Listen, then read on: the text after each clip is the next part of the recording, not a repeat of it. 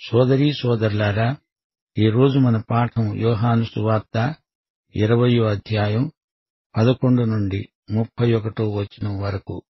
మరియా సమాధి బయట నిలిచి ఏడుస్తోంది. ఆమె ఏడుస్తూ సమాధిలో వంగి చూడగా తెల్లని వస్త్రములు ధరించిన 2 దేవదూతలు యేసు దేహము ఉంచబడిన స్థలములో తలవైపున ఒకడు, కాళ్లవైపున ఒకడు కూర్చొని ఉండడం కనబడింది. వారన్నారు, అమ్మా, ఎందుకు ఏడుస్తున్నావు? ఆమె అన్నది, నా ప్రభువును ఎవరో ఎత్తుకొని పోయారు. ఆయనను ఎక్కడ ఉంచారో నాకు తెలియలేదు. ఆమె ఈ మాట చెప్పి వెనుక తట్టు తిరిగి యేసు నిలిచి ఉండడము చూచింది గాని ఆయన యేసు అని గుర్తుపట్టలేదు. యేసు ఆమెను అడిగాడు, అమ్మా, ఎందుకు ఏడుస్తున్నావు? ఎవరిని వెతుకుతున్నావు? ఆమె ఆయన తోటమాలి అనుకుని అన్నది, అయ్యా, నీవు ఆయనను మోసుకొని పోయిన ఎడల ఆయనను ఎక్కడ ఉంచావో చెప్పు, నేను ఆయనను ఎత్తుకొని పోతాను. యేసు ఆమెను చూచి మరియా అని పిలిచాడు. ఆమె ఆయన వైపు తిరిగి ఆయనను హెబ్రీ భాషలో రబ్బూనీ అని పిలిచింది. ఆ మాటకు బోధకుడు అని అర్థం.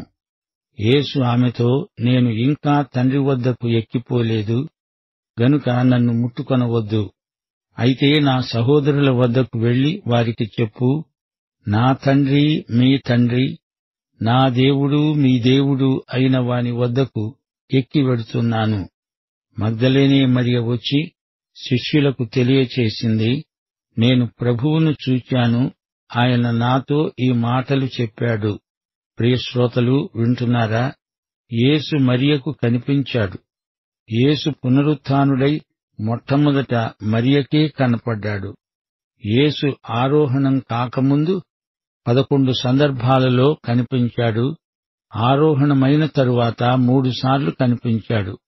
మొత్తం 14 సార్లు కనపడ్డాడు. అయితే నిజంగా ఇంకా ఎన్నోసార్లు కనపడి ఉండవచ్చు. అవి రాయబడి ఉండలేదు. అది సరే, యేసు ఈ మగ్దలేనే మరియకే ఎందుకు కనపడ్డాడు అంటారా? సామెతలు 8వ అధ్యాయం 17వ వచనం అంటోంది, నన్ను ప్రేమించే వారిని నేను ప్రేమిస్తున్నాను. నన్ను జాగ్రత్తగా వెదికేవారు నన్ను కనుగొంటారు. మరియా ప్రభువును ప్రేమించింది, జాగ్రత్తగా వెదికింది, ప్రభువు సాక్షాత్కారం పొందింది. మరియ మొదట ఆయనను గుర్తుపట్టలేదు.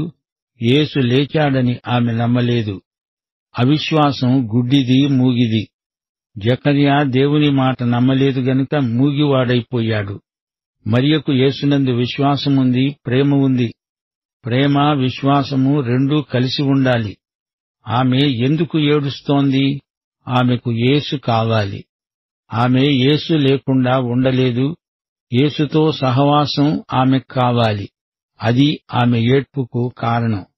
యేసు లేచాడని నమ్మకం లేదు కాబట్టే ఏడుస్తోంది. యేసుకు మహిమ శరీరం వచ్చింది. అయినా గుర్తుపట్టగలదు, కాని ఏడ్చి ఏడ్చి ఆమె కన్నుల నిండా నీరు నిండి ఉంది. అందుకే చూడలేకపోయింది. ఆమెకు యేసే కావాలి. దేవదూతలు కనిపించినా ఆమెకు తృప్తి లేదు. ఆమెకు కావలసింది యేసే. మరియ విశ్వాసాన్ని పరీక్షించేందుకు దేవదూతలు ఆమెను ప్రశ్నించారు, అమ్మా, ఎందుకేడుస్తున్నావు? నా ప్రభువును ఎవరో ఎత్తుకుపోయారు, నాకు యేసు కావాలి అని ఆమె ఒకే మాట అంటోంది. యేసు సజీవుడని ఆమెకు తెలియదు. అందుకే నా యేసును అనగా యేసు భౌతిక కాయాన్ని ఎవరో ఎత్తుకుపోయారు అంటూ ఏడుస్తోంది. ఆమె అక్కర యేసే. ఆమెకు కావలసింది యేసే. యేసు ఆమెకు ఎదురుగా నిలిచి మరియా అని పిలిచాడు. వెంటనే ఆమె యేసు స్వరం గుర్తించింది.